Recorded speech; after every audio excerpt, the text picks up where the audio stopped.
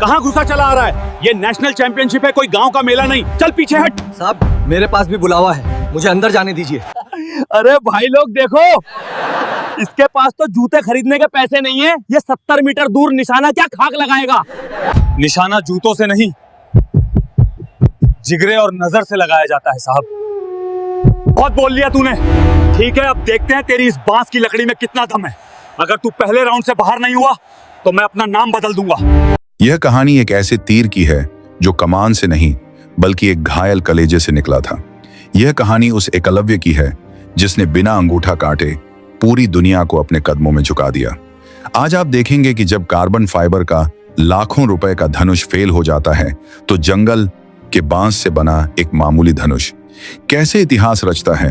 क्या एक आदिवासी लड़का जिसके पास पहनने को जूते नहीं हैं, वो देश के ओलंपिक चैंपियन को हरा सकता है? यह मुकाबला अमीरी और गरीबी का नहीं है, यह मुकाबला अहंकार और संस्कार का है। अगर आप भी मानते हैं कि हुनर किसी की जागीर नहीं होता तो इस चैनल को सब्सक्राइब करके कमेंट में जय हिंद जरूर लिखें। मैं हूं आपका रोनी भाई। चलिए चलते हैं उस मैदान में जहां आज एक जंगल का शेर शिकार करने उतरा है। दिल्ली का नेशनल स्टेडियम आज एक अलग ही रंग में रंगा हुआ था। देश भर से आए हुए अमीर और रईस लोग वीआईपी बॉक्स में बैठे थे। एसी चल रहा था और उनके हाथों में विदेशी पानी की बोतलें थीं। आज नेशनल आर्चरी चैंपियनशिप का फाइनल था, यानी तीरंदाजी का महाकुंभ। मैदान के बीचों बीच रंग बिरंगे टारगेट लगे हुए थे और वहां खड़े थे देश के बेहतरीन तीरंदाज। हर खिलाड़ी के बदन पर ब्रांडेड जर्सी थी, आंखों पर महंगे चश्मे थे और उनके हाथों में जो धनुष थे वो कोई आम लकड़ी के नहीं थे। वो कार्बन फाइबर और एल्यूमिनियम के बने आधुनिक मशीन थे जिनकी कीमत 5 से 10 लाख रुपए थी। इन धनुषों में दूरबीन लगी थी, स्टेबलाइजर लगे थे जो हवा की गति तक बता देते थे। ऐसा लग रहा था जैसे ये खिलाड़ी इंसान नहीं रोबोट हों। इस भीड़ में सबसे ज्यादा अकड़ अगर किसी में थी तो वो था आर्यन सिंघानिया। आर्यन पिछले 2 साल से नेशनल चैंपियन था और ओलंपिक में भी जा चुका था। उसके पिता इस स्पोर्ट्स फेडरेशन के सबसे बड़े डोनर थे। आर्यन के हाथ में जो धनुष था वो अमेरिका से मंगाया गया था, जिसकी कीमत 20 लाख रुपए थी। वो अपनी कलाई पर पसीना पोंछने वाला बंड बांध रहा था और अपने कोच से हंसते हुए बात कर रहा था। उसे पता था कि आज का गोल्ड मेडल उसी के गले में आने वाला है, क्योंकि उसके टक्कर में कोई नहीं था। लेकिन तभी स्टेडियम के एंट्री गेट पर एक हंगामा हुआ। सिक्योरिटी गार्ड किसी को अंदर आने से रोक रहे थे। भाग यहां से, यह कोई सर्कस नहीं है जहां तू अपना तमाशा दिखाएगा, एक गार्ड चिल्लाया। साहब मेरा नाम भीरा है, मेरा रजिस्ट्रेशन हुआ है, मुझे अंदर जाने दो। एक पतली और सख्त आवाज आई। आर्यन और बाकी खिलाड़ियों का ध्यान उस तरफ गया। उन्होंने देखा कि गार्ड एक आदिवासी लड़के को धक्का दे रहे हैं। उस लड़के का बदन गठीला था, रंग पक्का तांबे जैसा था और उसने कपड़ों के नाम पर सिर्फ एक धोती लपेटी हुई थी। उसके पैरों में जूते नहीं थे, तलवे फटे हुए थे और सबसे हैरान करने वाली बात यह थी कि उसके कंधे पर कोई विदेशी धनुष नहीं बल्कि जंगल के बांस से बना एक पुराना और टेढ़ा मेढ़ा धनुष लटका था और उसकी पीठ पर तरकश की जगह बांस की एक टोकरी थी जिसमें पक्षी के पंख लगे हुए तीर थे। आर्यन जोर से हंसा और अपने साथियों से बोला, देखो भाई लोग, अब ये जंगली भी हमसे मुकाबला करेंगे। लगता है ये रास्ता भटक कर जंगल से शहर आ गया है। ए लड़के, यहाँ चिड़िया नहीं मारनी है, ये नेशनल चैंपियनशिप है, निकल यहां से। भीरा ने गार्ड का हाथ झटक दिया और अपनी जेब से एक मुड़ा थोड़ा कागज निकाला। ये देखो साहब, कोच सिन्हा साहब ने मुझे बुलाया है, मेरा नाम लिस्ट में है। तभी वहां कोच सिन्हा दौड़ते हुए आए। कोच सिन्हा एक पुराने और ईमानदार कोच थे जिन्हें फेडरेशन ने साइडलाइन कर दिया था। उन्होंने गार्ड को डांटा, हटो, इसे अंदर आने दो, यह मेरा स्टूडेंट है। आर्यन ने कोच सिन्हा का मजाक उड़ाते हुए कहा, अरे सिन्हा सर, रिटायरमेंट की उम्र में अब आप इन आदिवासियों को ट्रेन कर रहे हैं क्या? अरे भाई लोग देखो, इसके पास तो जूते खरीदने के पैसे नहीं है। ये 70 मीटर दूर निशाना क्या खाक लगाएगा? निशाना जूतों से नहीं, जिगरे और नजर से लगाया जाता है साहब। बहुत बोल लिया तूने। ठीक है, अब देखते हैं तेरी इस बांस की लकड़ी में कितना दम है। अगर तू पहले राउंड से बाहर नहीं हुआ तो मैं अपना नाम बदल दूंगा। कंपटीशन शुरू हुआ। अनाउंसर ने घोषणा की कि पहला राउंड 70 मीटर का होगा। हवा थोड़ी तेज चल रही थी, जो तीरंदाजों के लिए सबसे बड़ी दुश्मन होती है। सभी खिलाड़ी अपनी अपनी पोजीशन पर आ गए। आर्यन ने अपना हाईटेक धनुष उठाया। उसने अपनी दूरबीन से टारगेट को देखा। उसके धनुष में लगे सेंसर ने हवा की गति नापी और उसने बड़े आराम से तीर छोड़ा। सन और तीर सीधा टारगेट के बीचों बीच पीले गोले में लगा। परफेक्ट 10। पूरा स्टेडियम तालियों से गूंज उठा। आर्यन ने पीछे मुड़कर भीरा की तरफ देखा और एक व्यंग्य भरी मुस्कान दी, जैसे कह रहा हो कि बेटा यह लेवल है मेरा। अब बारी भीरा की थी। जब भीरा लाइन पर आया तो दर्शक हंसने लगे। कोई सीटी बजा रहा था तो कोई कह रहा था कि यह तो कॉमेडी शो चल रहा है। भीरा ने अपना बांस का धनुष उठाया। उसमें कोई दूरबीन नहीं थी, कोई बैलेंस रोड नहीं थी, कोई क्लिकर नहीं था। यह बस एक सूखी लकड़ी थी और जानवर की आंत से बनी डोरी। भीरा ने आंखें बंद की। उसने हवा को अपने गालों पर महसूस किया। उसके नथुने फड़फड़ाए जैसे कोई जानवर हवा में गंध सूंघता है। उसने जमीन की मिट्टी को अपने नंगे पैरों से महसूस किया। उसने एक गहरा सांस लिया और तीर चढ़ाया। उसकी कमान चरचराई चर्रर। लोग हंस रहे थे कि अभी यह धनुष टूट जाएगा, लेकिन अगले ही पल एक अजीब सी आवाज आई, जैसे हवा को किसी ने चीर दिया हो। शू। भीरा का तीर निकला और सीधा जाकर आर्यन के तीर के बिल्कुल बगल में धंस गया, टारगेट के बिल्कुल बीचों बीच बुलसॉय। स्टेडियम में सन्नाटा छा गया। जो लोग हंस रहे थे उनके मुंह खुले रह गए।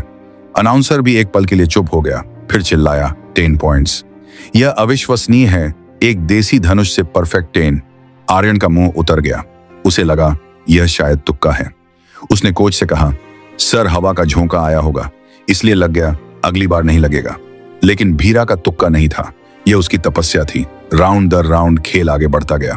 बाकी खिलाड़ी बाहर होते गए, लेकिन भीरा और आर्यन के बीच कांटे की टक्कर चल रही थी। आर्यन मशीनों के दम पर सटीक निशाने लगा रहा था और भीरा अपनी रूह के दम पर धीरे धीरे भीड़ का मजाक सम्मान में बदलने लगा। लोग अब आर्यन का नहीं भीरा का नाम चिल्ला रहे थे, कम ऑन भीरा दिखा दे। इनको हर बार जब भीरा अपना बांस का धनुष उठाता तो पूरा स्टेडियम सांस रोक लेता। फाइनल राउंड आ गया। स्कोर बराबर था। आर्यन और भीरा दोनों के अंक समान थे। अब फैसला आखिरी 3 तीरों पर होना था। लेकिन तभी मौसम ने करवट ली। अचानक आसमान काला हो गया और बहुत तेज आंधी चलने लगी। धूल उड़ने लगी। हवा की रफ्तार इतनी तेज थी कि बड़े बड़े झंडे फड़फड़ाने लगे। आर्यन घबरा गया। उसने अपने कोच से कहा, सर इतनी हवा में सेंसर काम नहीं कर रहे हैं, स्कोप हिल रहा है, मुझे कुछ दिखाई नहीं दे रहा, हमें मैच रोकना चाहिए। जजों ने आपस में बात की, लेकिन नियम के अनुसार मैच रोका नहीं जा सकता था। यह सबके लिए बराबर था। आर्यन ने झुंझलाते हुए अपना तीर चलाया। हवा के झोंके ने तीर को दिशा से भटका दिया और तीर 8 नंबर के सर्कल में लगा। आर्यन ने गुस्से में अपना धनुष जमीन पर पटक दिया। यह चीटिंग है, इतनी हवा में कोई कैसे खेल सकता है। अब भीरा की बारी थी। उसे जीतने के लिए 9 या 10 अंक चाहिए थे। हवा इतनी तेज थी कि भीरा का पतला शरीर डगमगा रहा था। उसकी आंखों में धूल जा रही थी। उसने अपना तीर चढ़ाया, लेकिन हवा उसके धनुष को हिला रही थी। कोच सिन्हा ने चिल्लाकर कहा, भीरा रुक जा, हवा कम होने का इंतजार कर, अभी मत चला। लेकिन भीरा को अपने दादाजी की बात याद आ गई। बेटा, जब जंगल में तूफान आता है तो शिकार छिपता नहीं है, तूफान का हिस्सा बन जाता है। हवा से लड़ मत, हवा के साथ बह। भीरा ने टारगेट को देखना बंद कर दिया। उसने अपनी आंखें बंद कर ली। उसने हवा की सरसराहट सुनी। उसने महसूस किया कि हवा किस तरफ बह रही है। उसने अपने धनुष को टारगेट की सीध में नहीं बल्कि हवा की दिशा में थोड़ा तिरछा किया। यह पागलपन था बिना देखे। और भीरा ने टारगेट को देखने बंद कर दिया। टारगेट से दूर निशाना लगाना। सब चिल्ला रहे थे, अरे कहां मार रहा है, टारगेट सीधा है। लेकिन भीरा अपनी दुनिया में था। उसने अपनी सांस रोकी, दिल की धड़कन को थाम लिया और जैसे ही हवा का एक तेज झोंका आया, उसने तीर छोड़ दिया। तीर हवा में लहराया। ऐसा लगा जैसे वो बाहर जा रहा है, लेकिन तभी हवा ने उसे मोड़ा, जैसे किसी अदृश्य हाथ ने उसे रास्ता दिखाया हो। तीर सांप की तरह हवा को काटता हुआ गया और थक। बुलसॉय बिल्कुल बीचों बीच। कैमरा जूम हुआ। तीर आर्यन के तीर को चीरता हुआ अंदर घुस गया था। स्टेडियम में एक विस्फोट हुआ। तालियों का शोर इतना तेज था कि बादल भी गरजने लगे। भीरा ने अपनी आंखें खोली और आसमान की तरफ देखा। उसने हाथ जोड़कर अपने पूर्वजों को धन्यवाद दिया। कोच सिन्हा दौड़ते हुए आए और भीरा को गले लगा लिया। रोते हुए बोले, तूने कर दिखाया मेरे शेर, तूने कर दिखाया। आर्यन अपनी जगह पर बुद्ध बना खड़ा था। उसका 20 लाख का धनुष और विदेशी ट्रेनिंग आज एक बांस की लकड़ी के सामने घुटने टेक चुकी थी। उसका अहंकार चकनाचूर हो गया था। लेकिन कहानी अभी खत्म नहीं हुई थी। जजों ने एक ऐलान किया।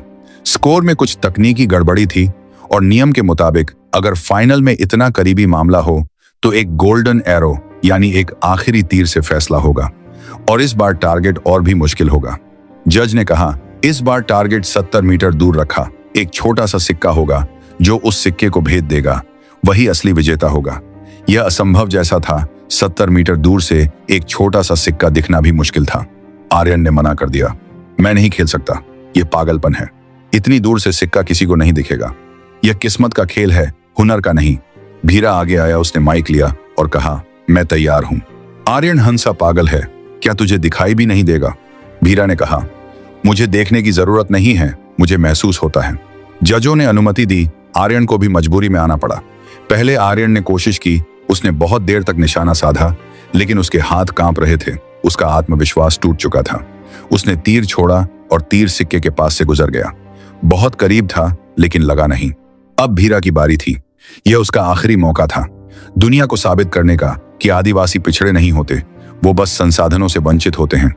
भीरा ने अपनी तरकश से अपना सबसे अच्छा तीर निकाला, जिसके पीछे मोर का पंख लगा था। स्टेडियम में इतना सन्नाटा था कि अगर सुई भी गिरे तो आवाज आए। भीरा ने धनुष उठाया। उसने उस सिक्के को देखा जो धूप में चमक रहा था।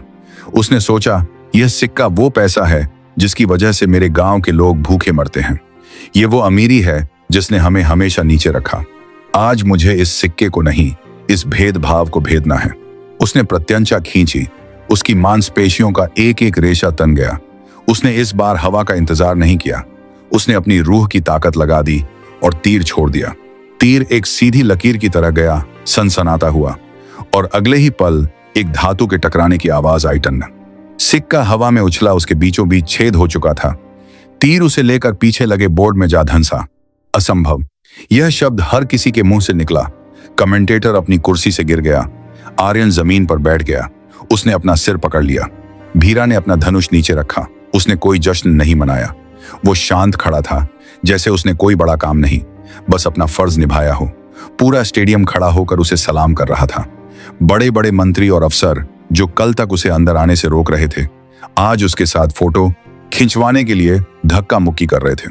प्राइज सेरेमनी में जब भीरा को पोडियम के सबसे ऊपर खड़ा किया गया और राष्ट्रगान बजा, तो उसकी आंखों से आंसू बह निकले।